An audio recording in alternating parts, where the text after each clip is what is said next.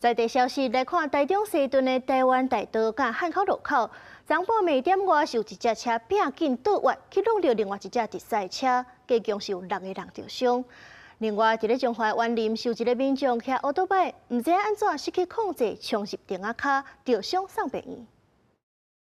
白色轿车到路口倒弯，去互直行的普色轿车撞到。台中市西屯区台湾大道2段甲汉口路1段路口，17反正1点半发生车祸，白车撞入去电仔卡，倒边车头毁损，嘛影响到停伫遐的机车甲脚踏车。普色的车是安全气囊裂开，车头全毁，2台车包含驾驶拢总6个人受伤。我快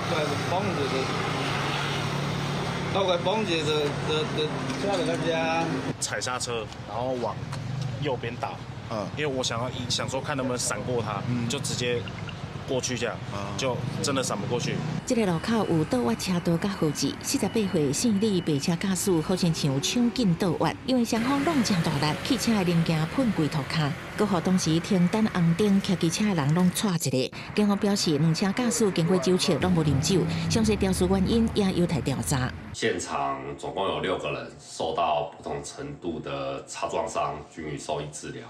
2位驾驶经酒测，均无饮酒之情事。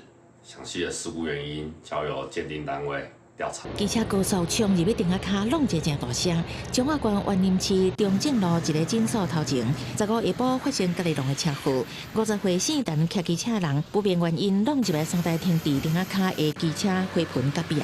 救护人员就评估他颈椎可能有受到撞击之类的，那我们就给他颈圈跟长背板固定，还有包扎止血。陈姓民众骑乘重机车不慎撞进该处骑楼处，以致该处所停放的3辆机车受损。